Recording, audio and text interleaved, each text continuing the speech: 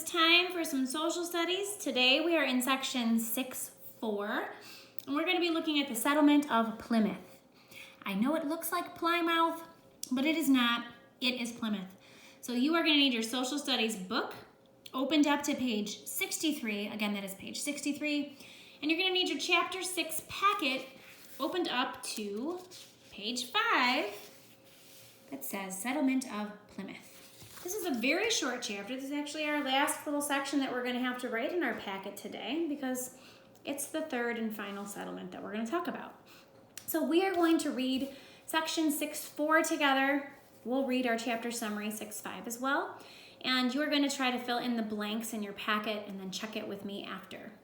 So why don't you follow along in your book while I read this out loud to you, please. And again, we are on page 63. The settlement of Plymouth. The third English settlement in North America was started by people who were looking for religious freedom. King James said that everyone in England had to belong to the Church of England. Some people refused. Among them were called the Separatists. The Separatists wanted to have a separate or different church. The Separatists decided to move to a place where they could be free to have their own religion. They came to be known as the Pilgrims. In September of 1620, the Pilgrims sailed from England on a ship called the Mayflower. After more than 2 months at sea, they landed on the tip of Cape Cod in what is now Massachusetts. Before going ashore, the Pilgrims drew up a plan of government to help them live together peacefully. Most of the men signed the agreement, which is known as the Mayflower. We're going to turn our page. Compact. Compact means agreement. Then they elected a governor. After exploring the area, the Pilgrims decided to sail the Mayflower across the bay and land at a place they named Plymouth. In late December, they started building houses and a meeting hall called the Common House. The first winter was very hard. The Pilgrims landed too late in the year to plant crops.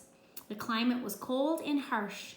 Nearly half of the 102 Pilgrims died before spring. Only 6 or 7 of them were strong enough to help care for the others.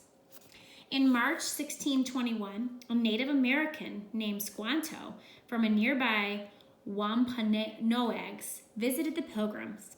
Sailors had taken Squanto to England, where he learned English.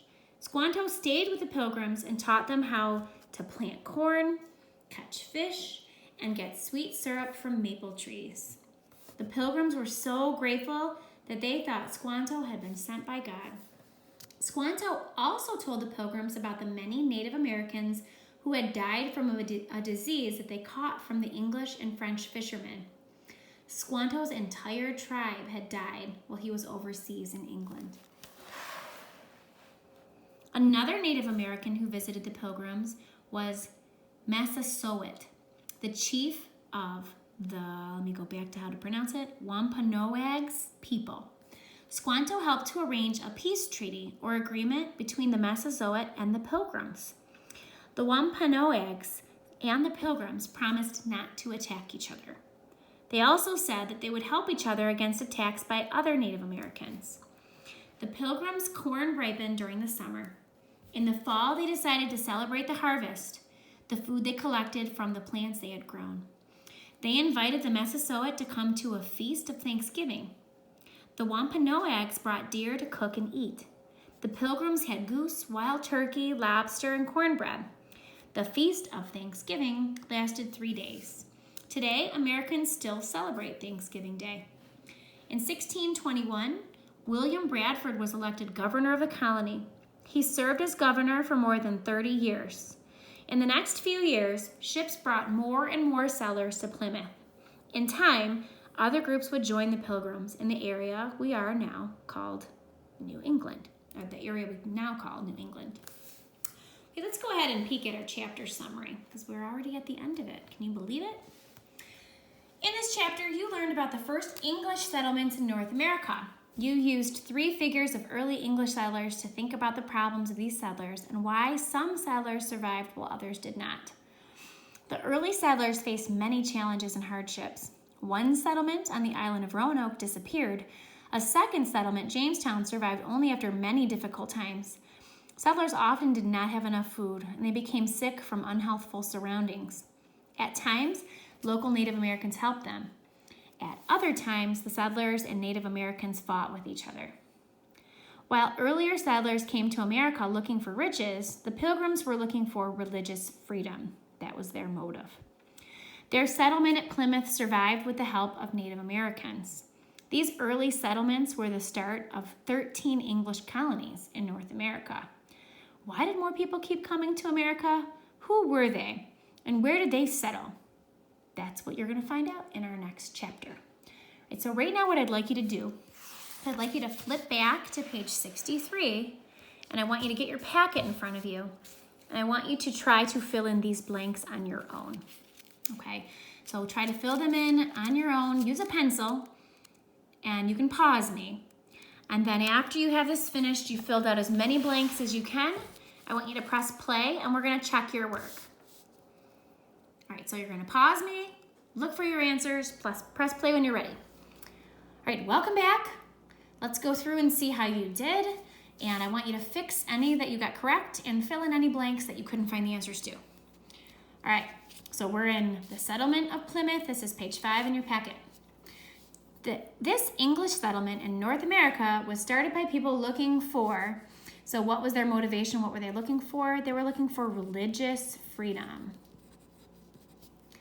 Blank wanted to have a separate or different church from the Church of England. The separate, that's the separatists. It just makes sense, doesn't it?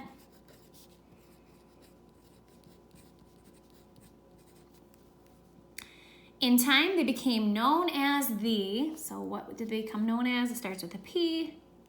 Yes, Pilgrims.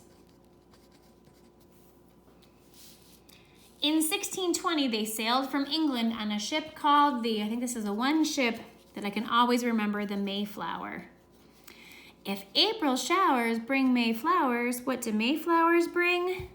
Pilgrims. Yep. They landed in what is now, what state is it now? It's Massachusetts.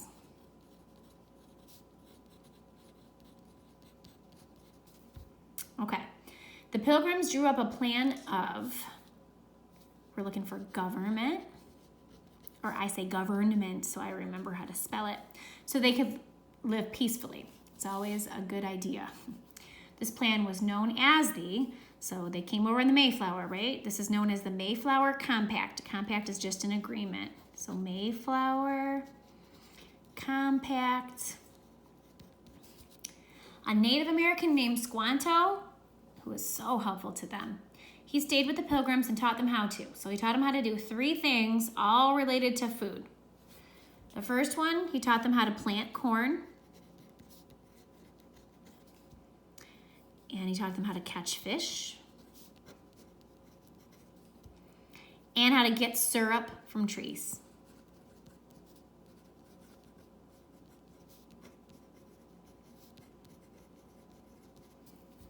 All very important, because then they can eat. Squanto helped to arrange a blank between the Massasoit and the Pilgrims. Remember that they wanted to get an agreement of peace, so a peace treaty. And that's an agreement that they are not going to try to hurt one another. All right, we're done with chapter 6. Have a great day.